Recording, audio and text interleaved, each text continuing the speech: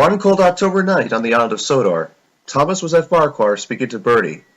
It was a long day, and everything was busier than usual, at this time of the year, no doubt. Bertie was speaking to Thomas about a legend that he encountered a few years ago, in fact a long time ago. Thomas, you might not know this. There's the story of the ghost bus. Bertie was ominous. The story goes that a bus came to Sodor from a long time ago, then a tragic end at the cliffs beyond the roadway. Bertie began to tell the story. The bus is the same basis as myself, but it's painted a lighter shade of red. And, every time I think about it, I could just almost witness the day that I am going to see it. I just can't deny it. Thomas was worried. Ghost bus, eh? Well, you're telling me, Bertie, my encounters, this one can't be ignored. The driver spoke up.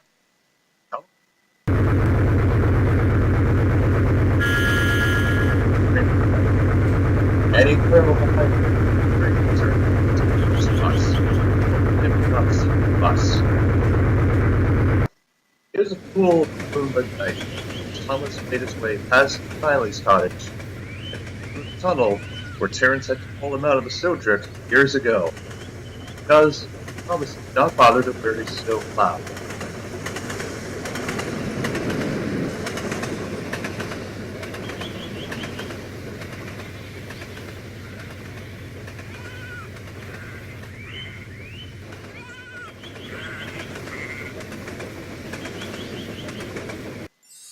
Passing over the bridge, Thomas felt concerned for his friend.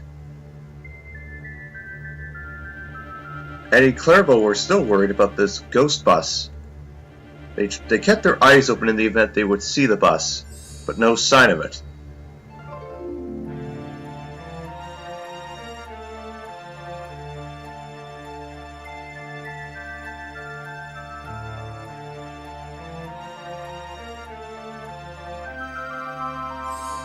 Thomas's crew were concerned. Ghost bus. Oh dear. This is concerning. I know, driver, it is. The fireman was soaking as fast as he could, so we hoped we wouldn't see the bus.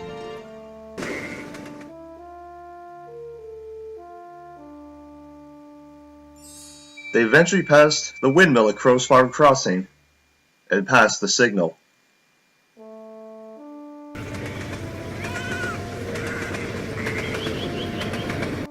Finally, they made it over to the connection point to where Elsbridge met.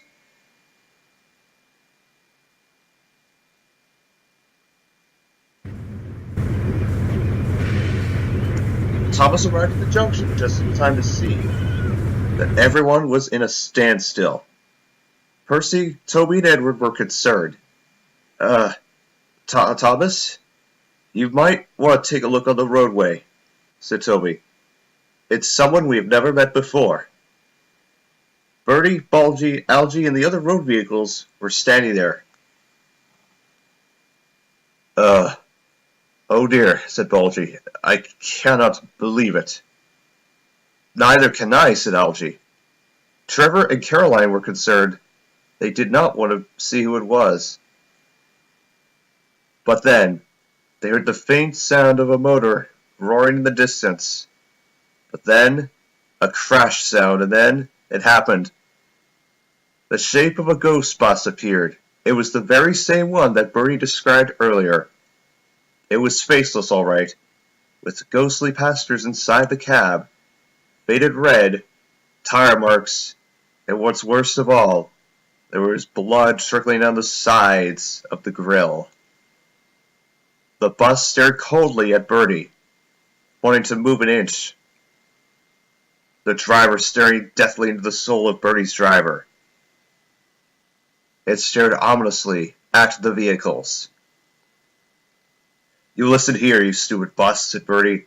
I don't care what you've done. I know what you did. It was tragic. It was unfortunate.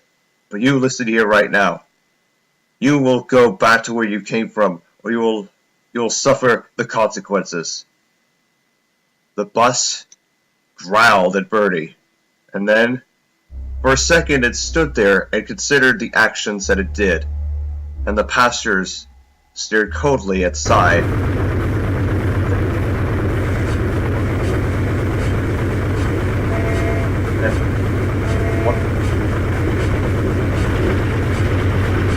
Nights, hoping forever.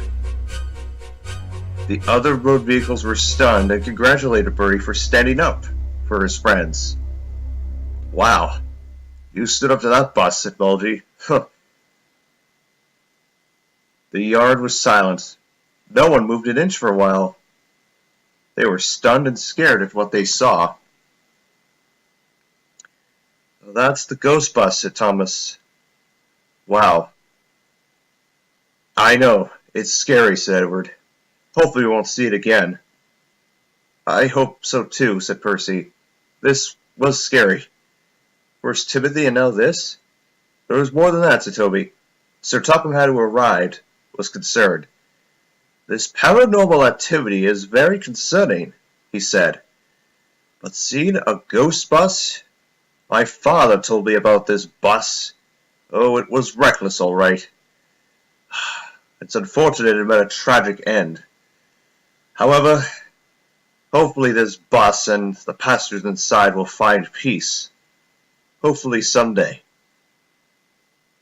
Everyone had to agree with what Sir Topham Hatt and the Fat Controller said, but knowing this, they knew, at least Bertie in fact knew, that they would have to face this bus again sometime. But Bertie didn't know to himself when that time would be possibly to come.